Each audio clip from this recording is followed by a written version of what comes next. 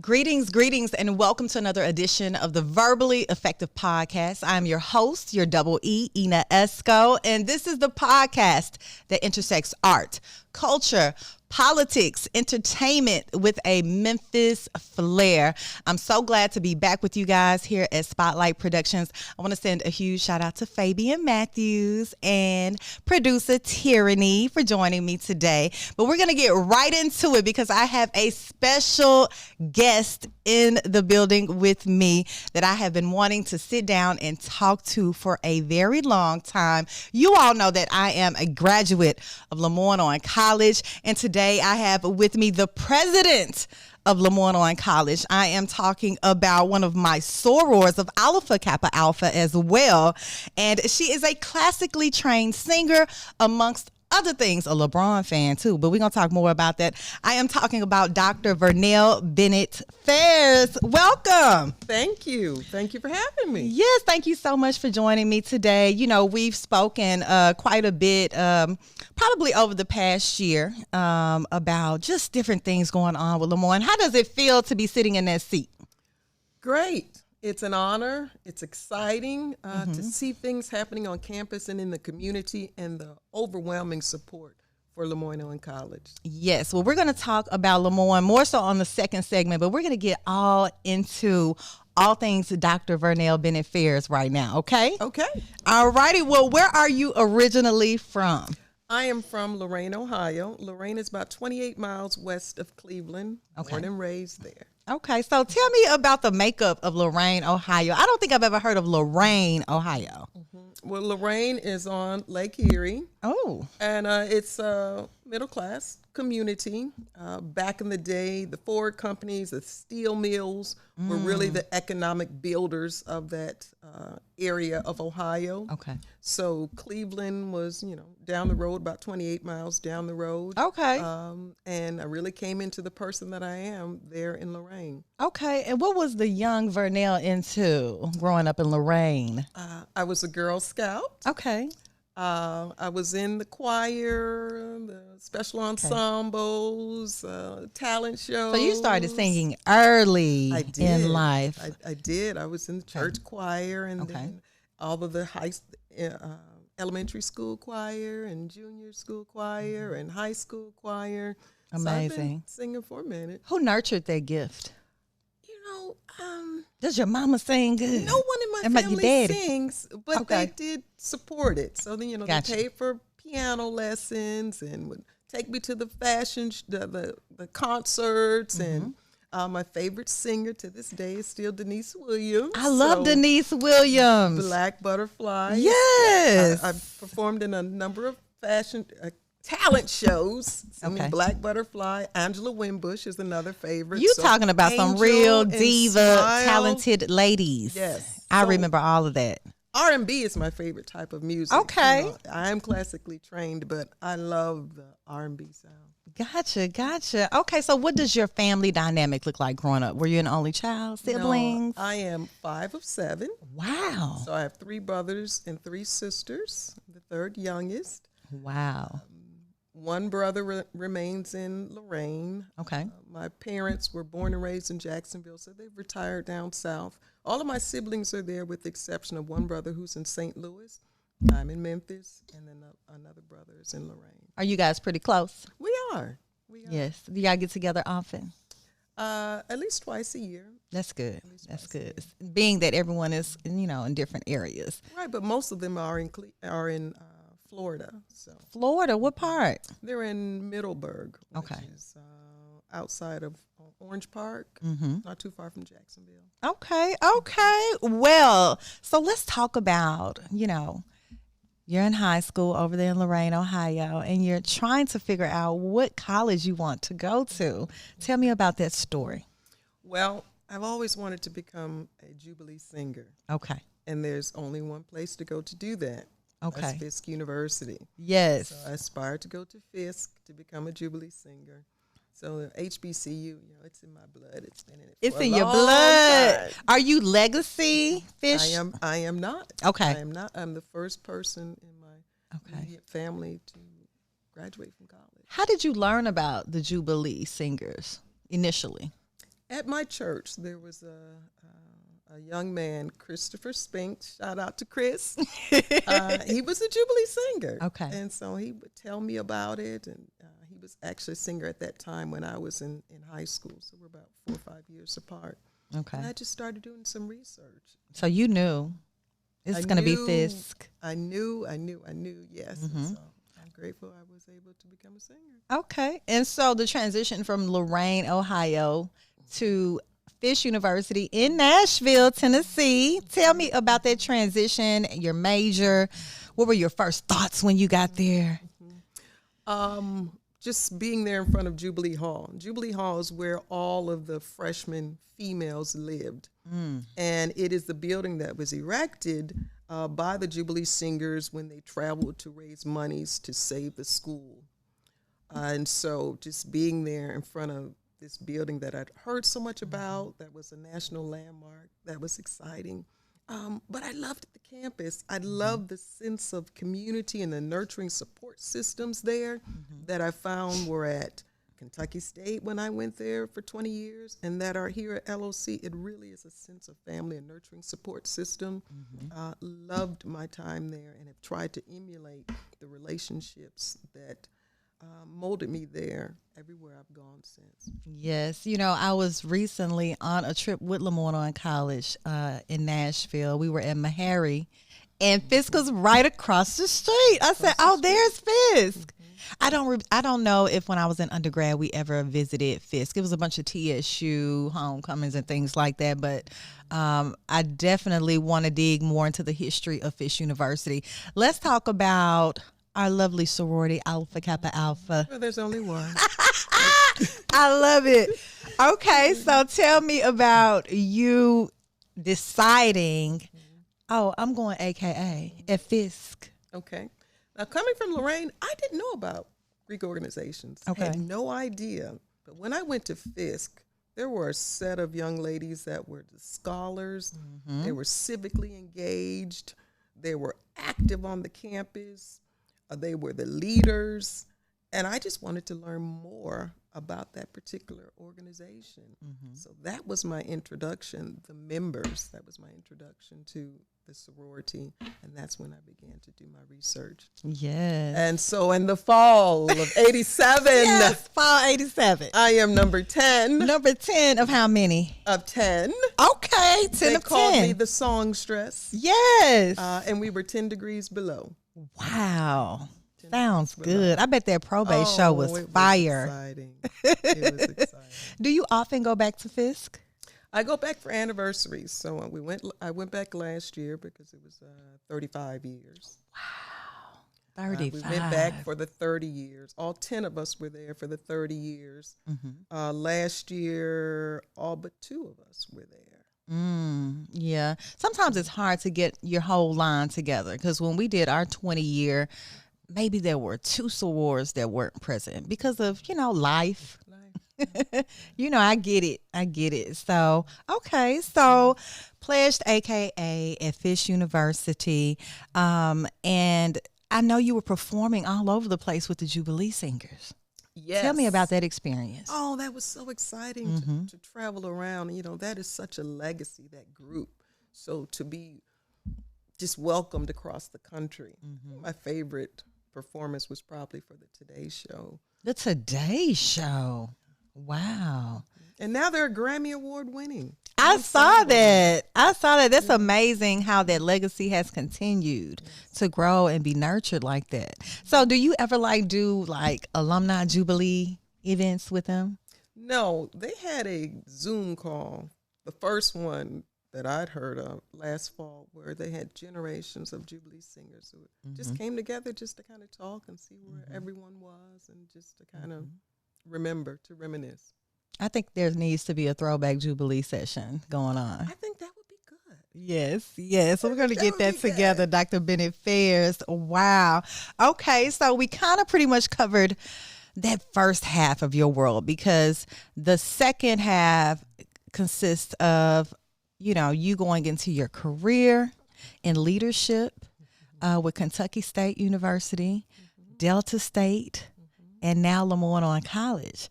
So this ends our first segment of Verbally Effective. And when we return, we're going to get all into leadership at, your HBCUs, PWIs, right here on Verbally Effective with Dr. Vernell Bennett-Fairs. Hey guys, we're back right here on Verbally Effective Podcast. I'm Ina Esco, and today I have the president of LeMoyne-Owen College, Dr. Vernell Bennett-Fairs. This is part 2 of the podcast. We're going to get into her leadership at universities, HBCUs, and when you graduated from Fisk University, what happened, Dr. Vernell Bennett-Fairs? After Fisk, I went to Eastern Michigan. I pursued a master's degree in vocal performance.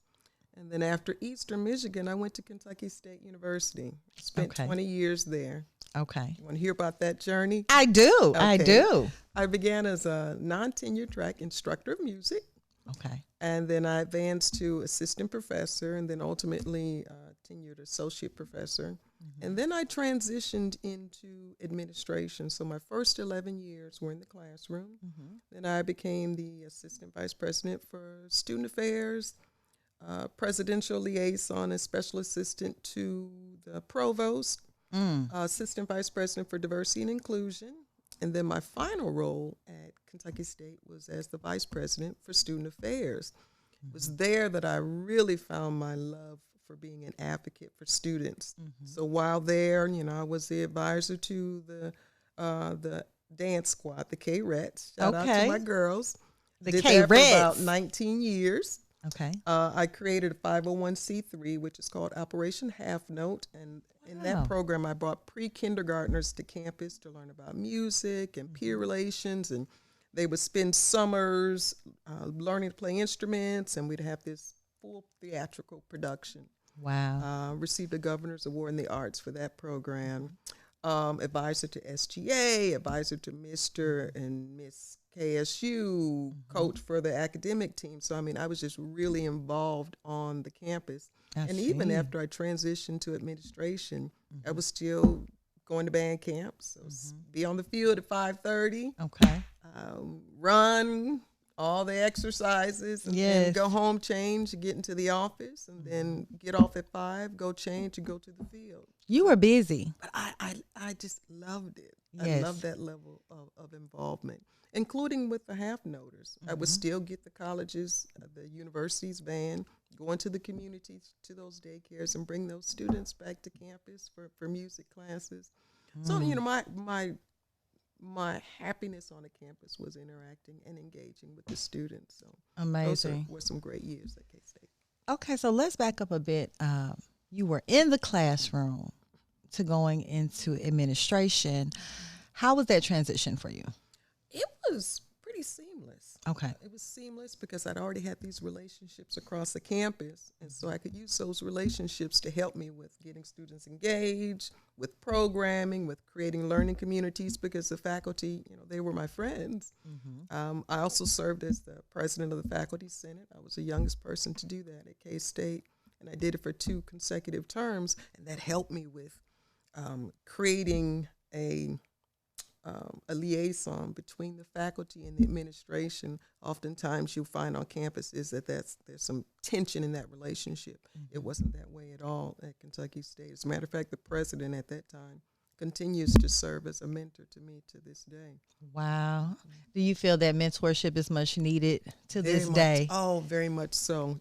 My dissertation research was on female African-American presidents in higher ed. Oh, wow. And at that time, there were less than 70. Mm-hmm. And a recurring theme I found from all of them was, 1, it was very important to have a mentor, and 2, unfortunately, Black women were their greatest foes. That is just, wow. Yes. So, us women, we have a hard time as it is climbing the ranks in any industry. So I even remember being a student at LeMoyne-Owen, and the president at the time I was there, I believe, was Dr. Johnson. But when I heard later on that women were becoming presidents at LeMoyne, I was so happy because I don't know many, even at that time. So I know that role can be challenging in itself. you know, and very interesting as well, navigating as a woman in a leadership role. Yes. Yeah, that can be tricky. Yes. Yeah. Higher ed, just period. Yes. Okay. So we talked about Kentucky State, and you actually left there and went to Delta State. I did. So what happened with that? Well, at Delta State, there was a vice presidency open there. It was my first time working at a PWI. Totally just loved the experience. Loved the experience. It was a different environment, however, going from HBCU to PWI. I'm sure it was. It was different. You know, of course, the football games were different. You know, you didn't have the dancers, but what I noticed the most was that sense of community that I talked about.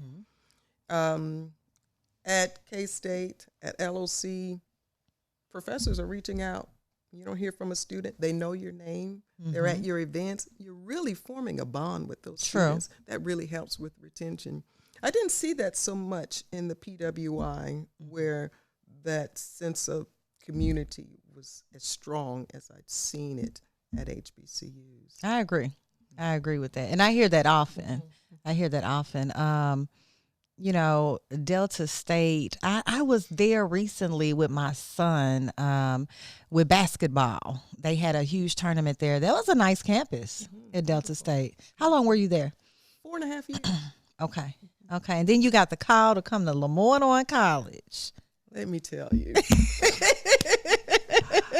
I have aspired to be a college or university president for a while. Had the mentorships. I've done the executive leadership programs. So I was waiting for the right one. So even though my friends and family knew Vernell wants to be a president, I had to wait for the right one. Yes. And LeMoyne-Owen College, that is the first time I submitted an application for a presidency. Wow. Really felt and believed that was the one. And the job perspectives where the board identified what they were looking for, they identified what the challenges were, which were identified as opportunities. I just felt like I could check those boxes. And I was in Memphis every Saturday for a standing appointment when I was at Delta State. Okay, because you had to come and get that hair done. Yes, a standing hair appointment. You know, we got a good relationship with our hairdresser. Yes, they're family. It's hard when you find the right one. It's like a marriage. You got to hold on. Yes, you do. So after I applied, when I would come for my standing appointments, I would just drive to campus and just park and imagine what could be. What could be. Started buying my purple outfits because you was getting ready. Come on, fashion. It's going to happen. You manifested it. I manifested it. Wow. It's been a great experience. So for those who don't know the role of a higher ed president, especially at an HBCU, a private institution such as LeMoyne-Owen College, tell the verbally effective audience what that consists of. You've got to be the visionary. You've got to be an ambassador for the college or university. You've got to be able to pull all the constituencies together and help them understand the vision and be very strategic about helping everyone understand their role in the vision.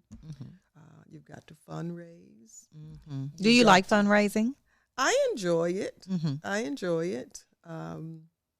You've got to inspire individuals. Yes. Got to get out in the community. So I started during the pandemic, so that was a little tricky. So we're finally starting to get out. You've got to build relationships. I've been talking about 4 R's since I arrived: recruitment, retention, revenue, and relationships. But the most important R is relationships. It is. So it's a number of hats, but it's a very gratifying role. Now, something that you mentioned, Dr. Bennett-Fairs, was COVID.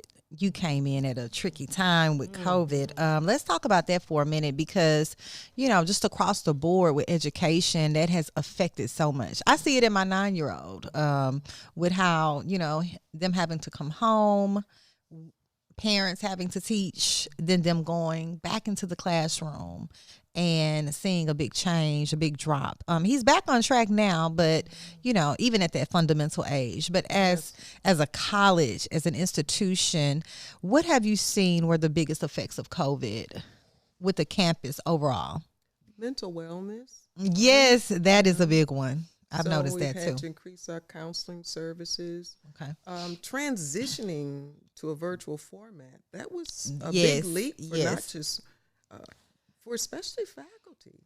I'm faculty sure we have to force. They're forced to need to change their mode of delivery.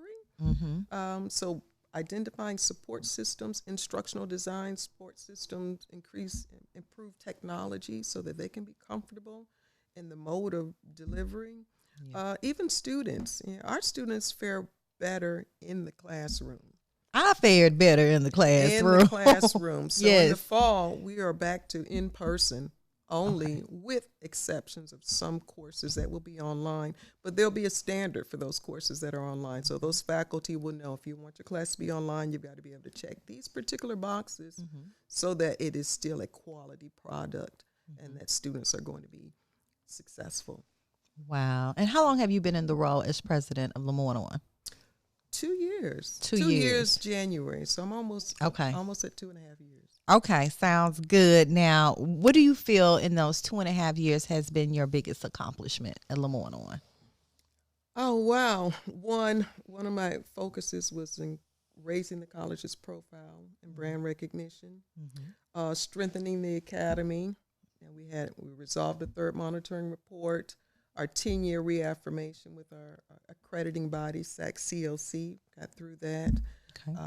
We've expanded the college's footprint. You're going to be hearing about a radio station on campus. You're going to be hearing about it. About a communications hub on campus.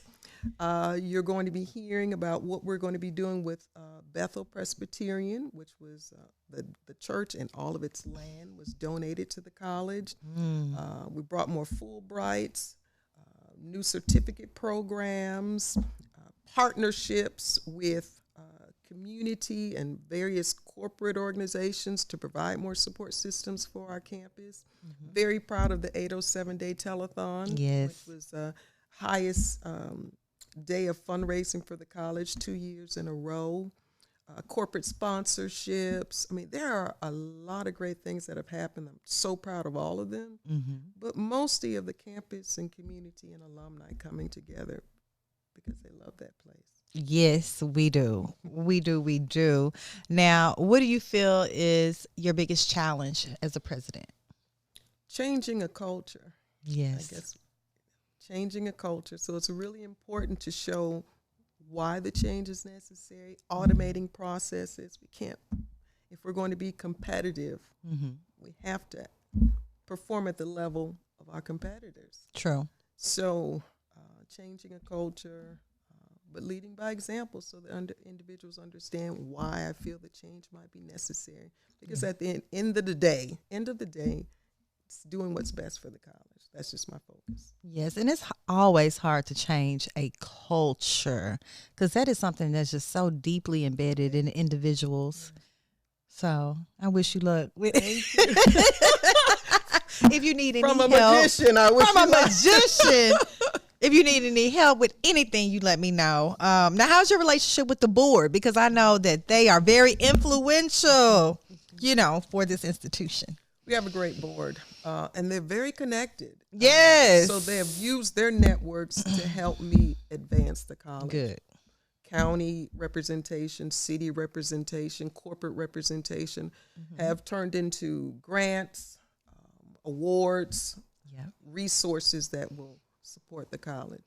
That's good. That's good. You got a good team. There's a lot of, amazing alumni from LeMoyne-Owen, and I'm sure you're meeting a lot of them that are very active in the Memphis community. Yes. Yes. And it has helped me in my journey of advancing the college. Yes, ma'am.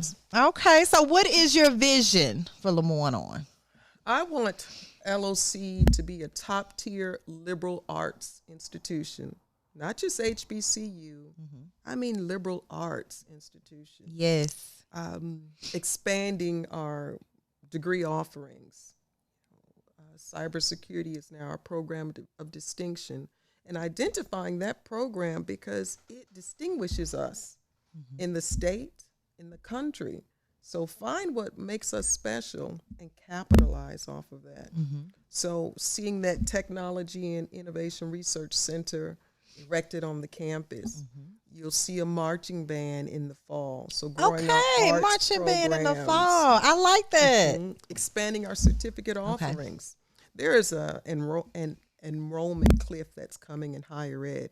So everyone doesn't want an associate or bachelor's degree. Some want specialized training. So expanding our certificate offerings and increasing our retention, increasing our enrollment, increasing our graduation rate. I told you earlier, our new student enrollment increased 48%. Our retention increased 9%. We want to continue to build those numbers because that's the report card. That's how the college is being assessed. So when you see these reports on U.S. News and World Report, what is your graduation rate? What's your retention rate? They want to know those numbers. Post-graduation placement. Those are the numbers that make up our report card.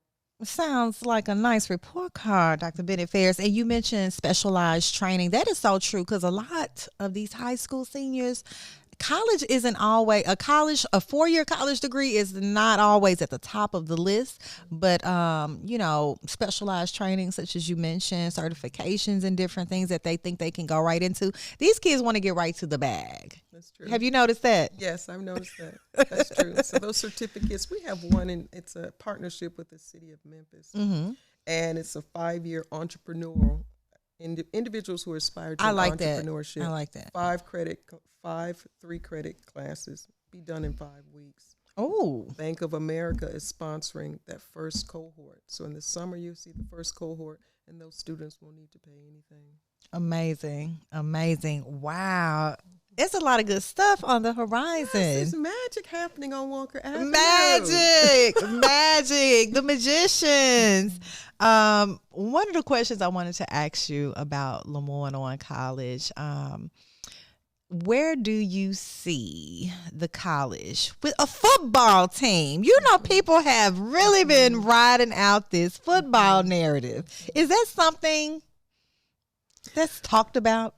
That has been Is it necessary? About. Well, it's a huge recruiter. However, it costs a lot to start a football team. So I can imagine. Need about $1.5 million. So there have been studies, feasibility studies conducted to determine whether that's something that would be beneficial to the college. So there has been some discussion about that. Okay, I can see it. $1.5 million donors, alumni. $1.5 million. I think that would help me convince the board. Okay. Awesome. Okay. So we've gotten into all things LOC. I hear that you are a huge fan of LeBron James. That is correct. Now let's talk about it because it is playoff season and the Grizzlies are in the playoffs against your beloved LeBron James with the Lakers. How are you feeling? Who are you rooting for? Is it LeBron and the crew or the Grizzlies?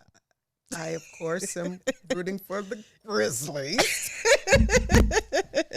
Okay. But yes, I love LeBron. You love LeBron. What do you love about LeBron? Well, that's my home team. So True. That's my home team. And Ohio. Yes. Okay, I got you. And Cleveland is literally like 28 miles down the road, so that's literally my home team. But his work ethic, both on and off the field. On and off. Off the court. Yes. He's an exciting player. He's the GOAT. He the GOAT. I love Michael as well. Okay. But Kobe. Yes, I can appreciate Kobe's talent. Yes. But I love LeBron. Gotcha. But I am go Grizz. Go Grizz. That's the home team, right? That's my home team. So you got to go for the home team, but we understand the love and the dedication to LeBron James. And we are currently at 1-1. How do you think this series will unfold? What does that mean? What does that mean, Dr. Vernell Bennett-Fairs? I have gained a couple of fans during this 30 minutes. Daggers are coming at me.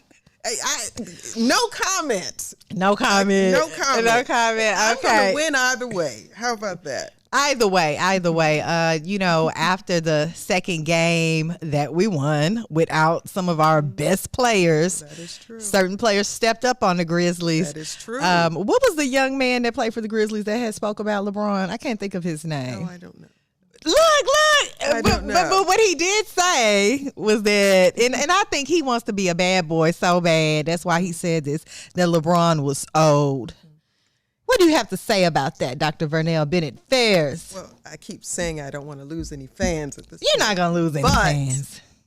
That young man, and I don't know who it was, he should aspire to be performing at LeBron's level, at LeBron's age. So, You heard what she said. So I like that. he's still on the court competing Right. is most impressive. Yes. So At that level, at that level. age, at this moment in his career. So if a Memphian is saying this, a long time It's Memphian true. is saying It's facts. It's facts. It's There facts. we go. But go Grizz. Go Grizz. But I said it. Okay, Dr. Vernell Bennett-Fairs, my soror. This is a segment for Verbally Effective. There's a moment of transparency between us, and I need you to say this Memphis colloquialism. I need you to repeat after me. Bring it. A mine, say mine. Hey, man. Say, man. Oh, I like that. I like how you did that.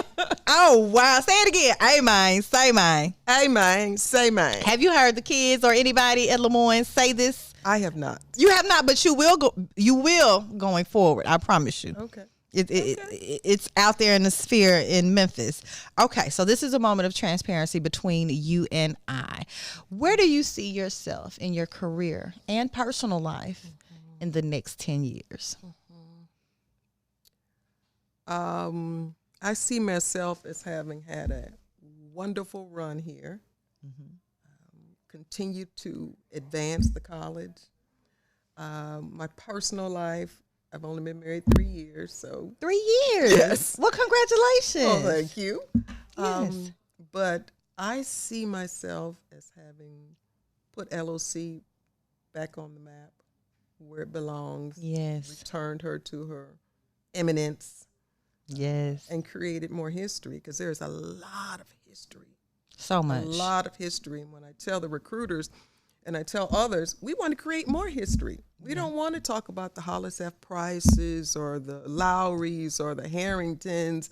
We want to talk about them, but we need to create more Lowry, Harrington, Price stories. I agree. So that's my focus. I love it. I love it. And I love the fact that you are blazing trails here at my alma mater, LeMoyne-Owen College here in Memphis. And if you need any support from me, I am here for you, soror. I promise you. You're doing a great job. Thank you. I appreciate this audience. Yes. And any advice for, I would say, students that are thinking about choosing an HBCU such as LeMoyne, what would you say to them? I want them to come to the campus. There at LOC, they're going to find the best of both worlds. They're going to find the resources, the networks, the scholarship opportunities that you might find at the larger schools, but you're also going to find this community sense of support, a family support system that are typically at those smaller schools. True. It is the best of both worlds. When I say students have my cell number, open door policy across the campus, and so many opportunities to find yourself, grow yourself, and excel right there at LeMoyne-Owen College. That is so true. That is so true, and much needed for this particular generation coming into an institution now. It's just a different generation. They need everything you just said. They need it, especially right now. Well, thank you for coming to Verbally Effective. I have enjoyed you, Dr. Vernell Bennett-Fairs. I want you to let the Verbally Effective audience know how they can continue to follow your amazing journey. Oh, thank you so much. You can email me at president@loc.edu. I'm on all social media platforms as Magic Madam P. That is too cute. I'm always open to visit your school, your college, your business, your student organization, your youth organization to talk about the wonderful things happening at LeMoyne-Owen College. Amazing. Well, thank you so much, Dr. Vernell Bennett-Fairs, Madam President, over there at LeMoyne-Owen College. Make sure you continue to follow her amazing journey and stay connected at all of the amazing things that are going on at LOC. I know I keep you guys posted on my social media. I want you to follow the president, Dr. Vernell Bennett-Fairs, as well, to stay engaged. This is a Memphis gem, the only HBCU here in Memphis, Tennessee. Thank you guys so much for tuning in yet again to the Verbally Effective Podcast. Be sure to subscribe on all platforms, that Ina Esco YouTube channel as well. I'll see you guys next week.